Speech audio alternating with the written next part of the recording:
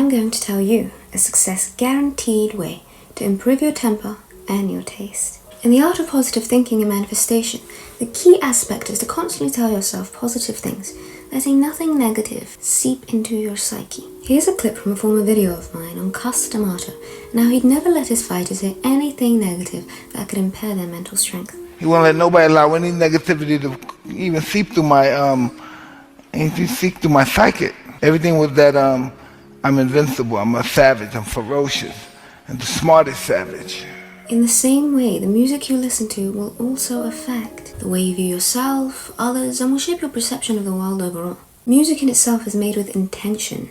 Certain tempos, rhythms, and beats are used to elicit a particular reaction out of you. For example, drill or certain rap songs are intended to make you hyper and excitable. Alongside this knowledge, understand also that your body, no difference between man or woman, has certain things it enjoys and other things that it repels against. This truth does not change, yet despite this, negative habits can be formed that go against what the body prefers. For example, in the mornings right after you've arose, you're naturally particularly sensitive, most particularly to sound. In support of this, you even hear people say, "Oh, I'm not a morning person," reflecting how in their sensitivity, even light chatter in the morning makes them irritable. So with your senses just waking up and adjusting to your surroundings, if you listen to music that is intended to make you feel excitable, despite you being most sensitive and irritable at this time, imagine how it will affect your mind. Think of the extent in which it will damage you. Moreover, this is the first thing you started your day with. Why harm yourself in such a way? To understand yourself and do things to appease yourself is nothing short of self-love. To further emphasize, I'll tell you a little story. When I was younger and lived in a family house, my brother would have the most irrational berserk level tantrums. His lack of control over his emotions and erratic behavior was nothing short of pathetic. Him and I, despite our age differences, were two stark contrasts of temperament. You can imagine how close we are now. I can tell you honestly, his music preferences and when he would listen to them reflected his temperament. On one particular day, Brother Dearest hears my music playing and tells me he likes it. I take this opportunity to tell him that as rare as this is for me because I like to keep the things that I like to myself. Anyone who has siblings knows if you give them a recommendation to anything, they will give no credit and act like the idea was originally theirs. Nonetheless, I say, I assure you, your music taste is the reason for your temper, and this is causing you to have many unfounded arguments with the family. So at the very least, try not to play this music in the morning. And if the silence is too deafening, then listen to some of my jazz songs. No, I didn't think you'd actually take my advice. Nothing of note happened in the next couple of days, but then, in the days that followed, I hear a familiar jazz song, and I think to myself, no one in this house has tastes this good but me. Eureka! I've got it! This must be my playlist! And so it was my playlist. And sure enough, he was listening to some Ella Fitzgerald and Billie Holiday. For the following weeks, he had not got into a single argument. I had my suspicions he may be a doppelganger, some sort of clone intruder. But lo and behold, it was Brother Dearest. Brother Dearest with a new and improved temper and the beginnings of immaculate music taste. The philosopher Kant calls music the quickening art because it really is one of those few things that mend a distressed or even fractured mind. Alongside jazz, classical music is also worth listening to. It really is so incredible. When you hear a rhapsody on a theme of Paganini, you feel the transfer of emotions between the composer and you, who now knows how it feels to love, just like Rachmaninoff did. It sounds like you're being twirled in the arms of your lover, like a Disney twirl.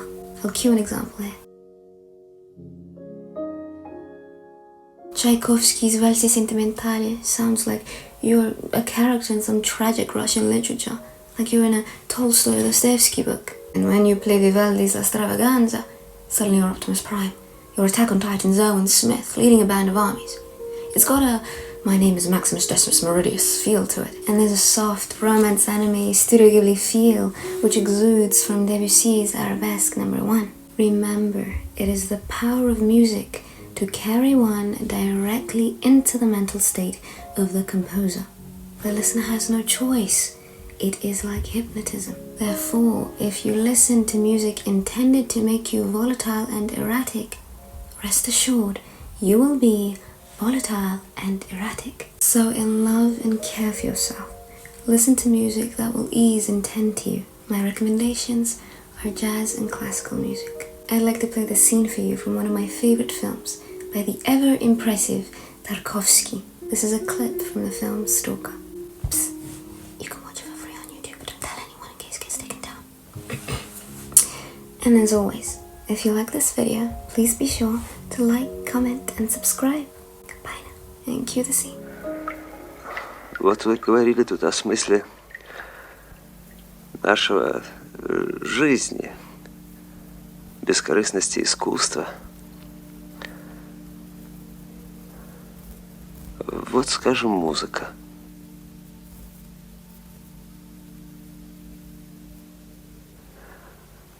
Она и с действительностью-то менее всего связана.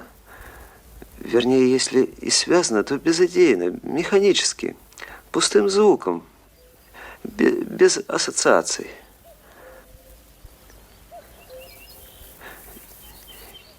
И тем не менее музыка каким-то чудом проникает в самую душу.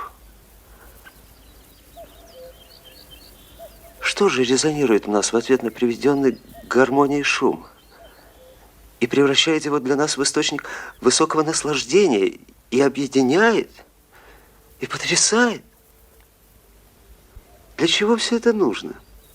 И главное, кому? Вы ответите никому и ни для чего так, бескорыстно. Да нет, вряд ли. Ведь все в конечном счете имеет свой смысл.